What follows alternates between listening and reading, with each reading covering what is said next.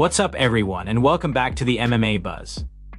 Let's get into today's story as Dana White has officially shut down the idea of Alex Pereira fighting on the rumored UFC White House card following Alex Pereira's massive win at UFC 320 against Magomed Ankalaev. Speculation immediately began to grow about his future, including the possibility of him moving up to heavyweight. The conversation only intensified when both Pereira and Jon Jones appeared to show mutual interest in facing each other, even exchanging comments publicly on social media. Fans quickly labeled it a potential legacy fight, with many believing the White House card would be the perfect stage. Despite the excitement, things took a turn when Pereira revealed he was dealing with a broken foot, an injury that would keep him sidelined for a period of time. Even so, it still looked like Pereira was motivated to make history and had his eyes set on competing on the UFC White House card once healthy. Over the past few weeks, the online back and forth between Pereira and Jon Jones continued, adding even more fuel to the fire and building anticipation among fans. However, Dana White does not appear to be on board with the idea. Pereira recently posted on Instagram, writing, "Looks like the White House is a no-go," strongly suggesting that his plans to compete on that card have already been shut down. What makes this even more interesting is that Dana White has previously stated the UFC won't even begin planning the White House event until February,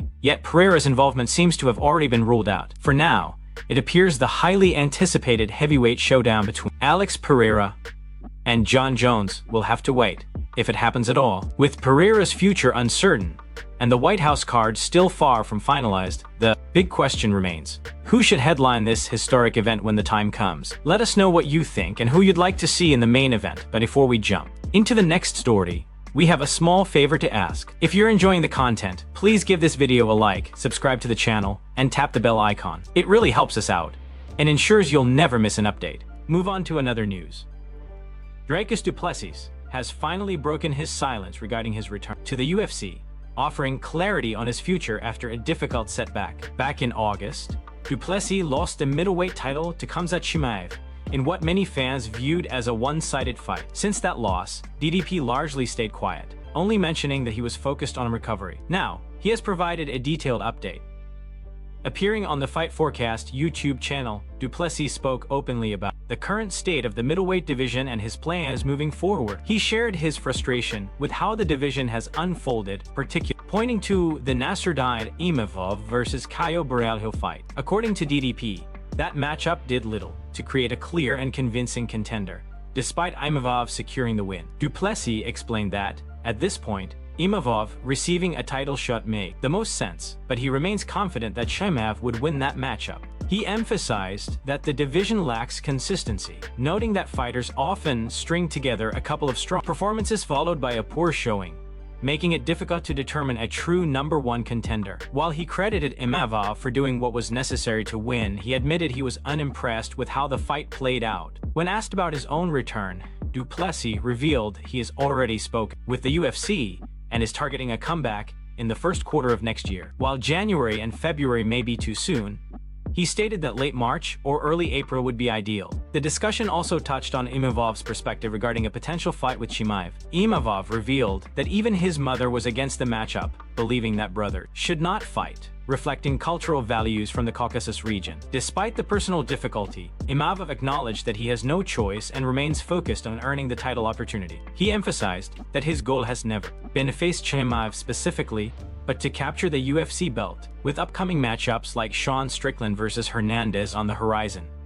The middleweight title picture remains uncertain. However, one thing is clear: Dricus du Plessis is healthy, motivated, and prepared for a return that could place him right back into the championship conversation. Move on to another news.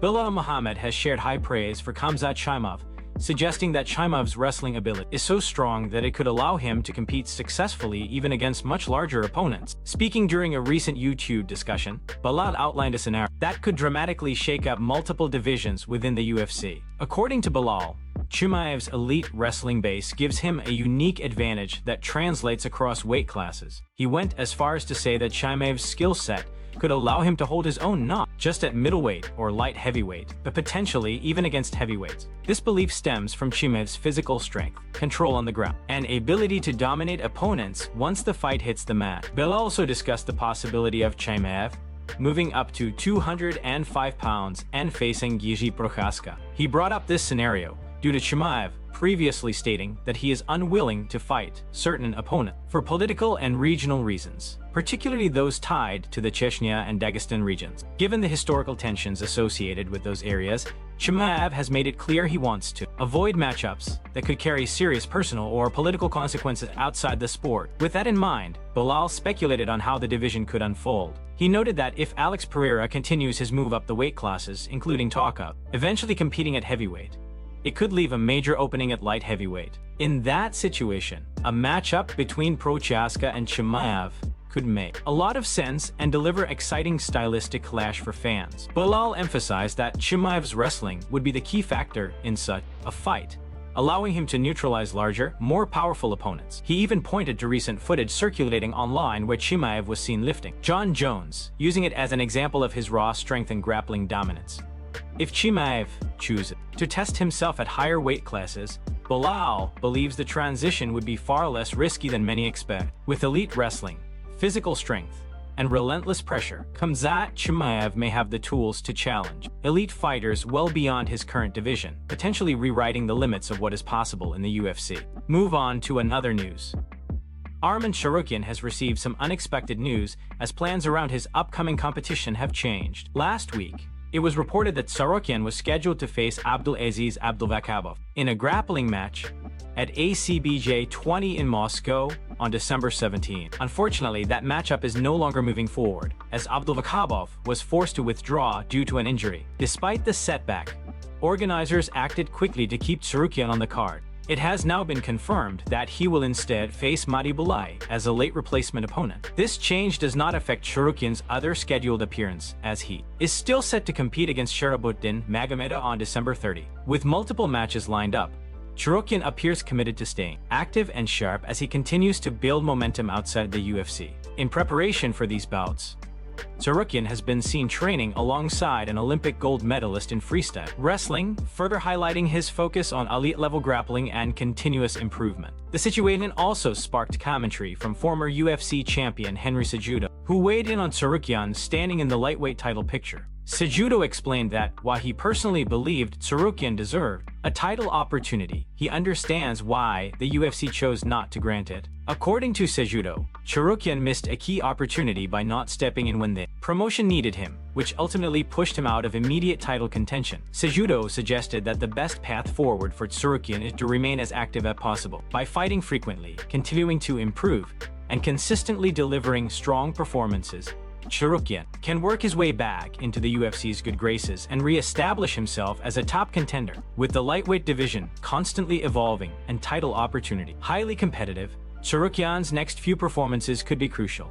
Staying active, healthy, and dominant may be the key to earning another shot at the belt and proving that he belongs at the very top of the division. Move on to another news. Islam Makhachev has found himself at the center of controversy following comment about a potential matchup with former welterweight champion Kamaru Usman. Since his most recent victory over Jack Della Maddalena at UFC 322, Makhachev has repeatedly expressed interest in facing Usman, a call-out that has sparked mixed reactions across the MMA community. Many fans and analysts have criticized the idea, arguing that Usman is no longer a top contender and should not be ranked among the elite at this stage of his career. Others have gone a step further, accusing Makhachev's manager, Ali Abdelaziz, of attempting to orchestrate the fight for financial reasons, noting that he represents both fighters and is rumored to profit significantly if the matchup takes place. The situation escalated when Belal Muhammad publicly voiced his disapproval, appearing to distance himself from both Makhachev and Abdelaziz. Belal suggested that the push for an Usman fight is an attempt to secure an easier matchup rather than facing the most deserving contender. He emphasized that the welterweight division is stacked with hungry fighters who have earned their place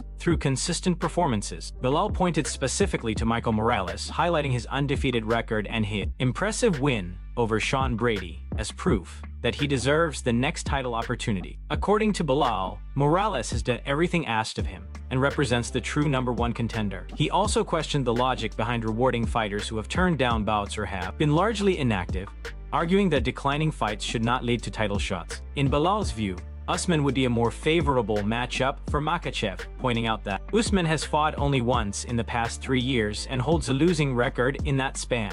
While acknowledging that he has also suffered recent losses, Belal maintained That activity and willingness to fight should matter when determining contenders. Not everyone agreed with Belal's stance. Several members of the MMA community accused him of being disloyal and hypocritical, claiming that Makhachev could have taken his belt long ago, but chose not to pursue the fight out of respect. Critics also pointed out that Belal had previously called for a matchup with Islam, only to now criticize him for the same ambitions. As debate continues to divide fans and fighters alike, the question remains, is Belal Muhammad simply speaking honestly about what he believes is fair, or has he gone too far by turning on Islam Makhachev? With multiple storylines unfolding, all eyes will be on the UFC to see who ultimately earns the next title shot. Move on to another news. Justin Gaethje has revealed emotional and sobering news about the current state of his UFC career, admitting that he is now fighting with everything on the line. Over the past several months, Gaethje has made it clear that he believes he has done enough to earn an undisputed UFC lightweight title shot. He previously stated that, if that opportunity did not come, retirement would be a real consideration. Now, Gaethje has confirmed that this upcoming fight represents his final chance. He is set to face Paddy Pimblett for the interim lightweight title, a bout that he sees as the last step toward achieving his ultimate goal. If Gaethje wins, he expects to fight for the undisputed championship on the rumored White House card. However, if he loses, he admits that it would likely mark the end of his UFC career.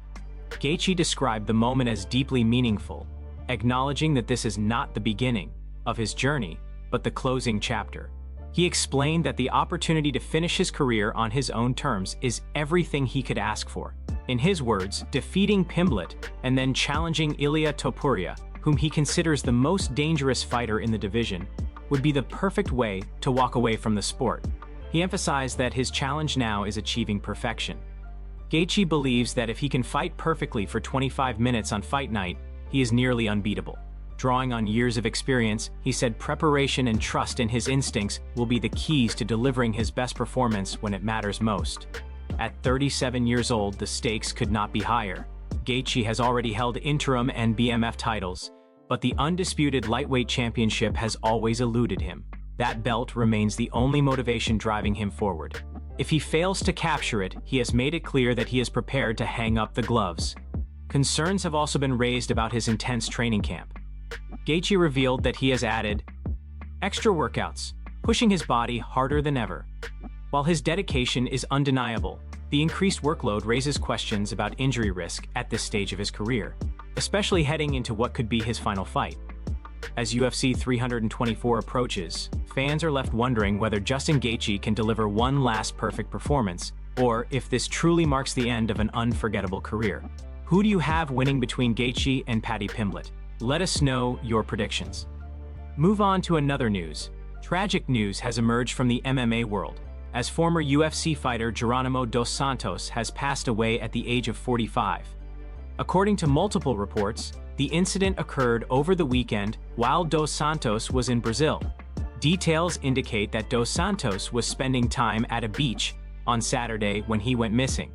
His girlfriend, who was with him at the time, stated that he entered the water for a swim and never returned. After an extensive search, his body was discovered on Monday, confirming the heartbreaking outcome. Dos Santos competed in the UFC and was known for his toughness and warrior spirit inside the cage. News of his passing has sent shockwaves through the MMA community, with fans and fellow fighters expressing their sadness and condolences. This is an incredibly difficult moment for his loved ones, and our thoughts and prayers go out to the Dos Santos family, his friends, and everyone affected by this loss. May he rest in peace, and may his family find strength and comfort during this painful time. Move on to another news.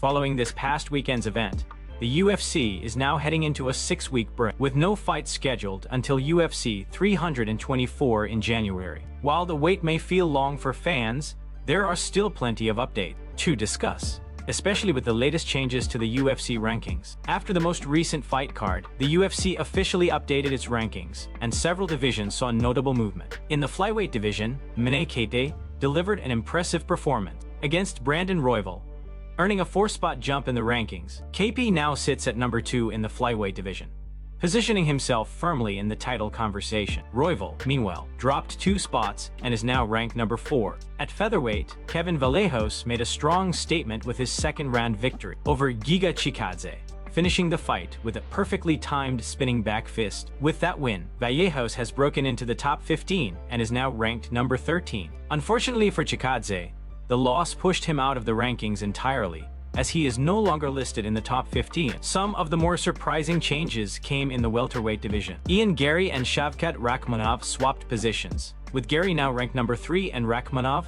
moving down to number 2. No official explanation was given for the switch. Additionally, Colby Covington and Jeff Neal also exchanged spots, closing out the final welterweight rankings of the year. There were also updates in the pound-for-pound rankings. Merab Dvalishvili climbed 1 spot to number 7, while Tom Aspinall dropped to number 8. Dricus du Plessis moved up 1 position and is now ranked number 11.